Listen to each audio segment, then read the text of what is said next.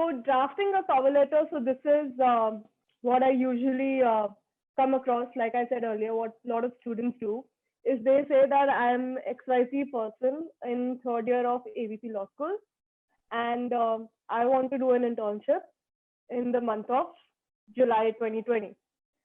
Then they start off saying, I have interned previously under so-and-so advocate, and I did drafting of so-and-so things, and I researched under so-and-so laws, and I developed research and drafting skills, and then they move on to thank you for considering my application. So this is something that is completely off the line of what a cover letter should be, because you're basically reiterating the same thing that's there on your CV. I mean, I don't think you need to tell them in paragraphs the exact same thing that's there on your CV in bullet points. Right. So what I think a decent or a good cover letter includes is, first, of course, your starting paragraph will always be, I am so-and-so person in this year of law school, seeking an internship in your law firm, specify the dates. It's very important that you tell them that I'm seeking an internship from so-and-so date. And if you're flexible about your internship dates, then you tell them, however, I would be happy to adapt to a particular set of dates as convenient to the firm. Then you move on to what kind of skills you've developed. So you don't talk about I worked in this so-and-so person, but you talk about that. For example, let's say you did a lot of drafting of legal opinions, right? In for a criminal defense attorney. So you say that I drafted several legal memorandums that have strengthened my legal writing and analysis skills, allowing me to analyze laws from a better perspective. Then you talk about, so now if you're looking for a corporate internship, right? Then you talk about how, for example, previously we were talking about that deal and what were the issues, right? So then you pick up that firm and you talk about this is what the firm worked on. And while analyzing the work that they have done, I came across so-and-so issues that I would have loved to work under and gain exposure. Not only the deal, like even the firm, if you're researching. Okay.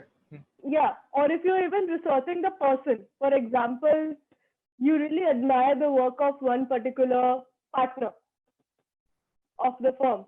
So let's say, for example, you would really admire the work of Cyril Shroff and what he has done over the years, and that gaining an experience in his firm under the guidance of lawyers who've been trained by him and so on.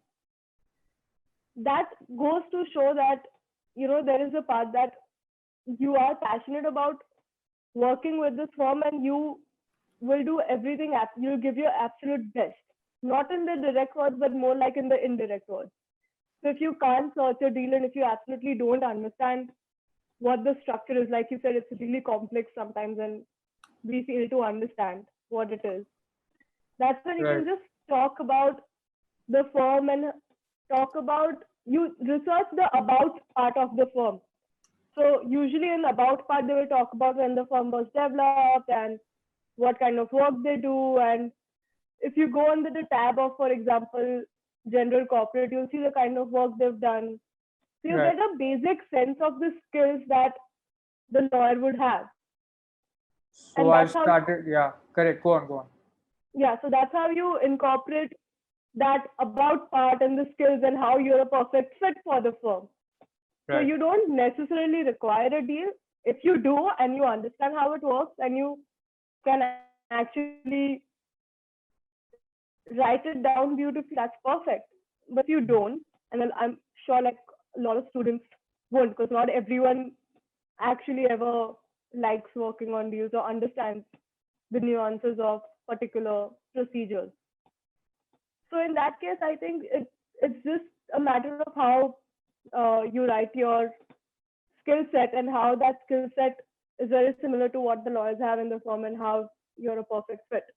Basically, then you just demonstrate that you have commitment to the work that you do. That's where you bring in that in your previous internship, you had worked in this and this, and you gave your absolute best. And if you want to like just add how you're committed, you can just say that I have attached a letter of reference or a letter of recommendation from my previous internship.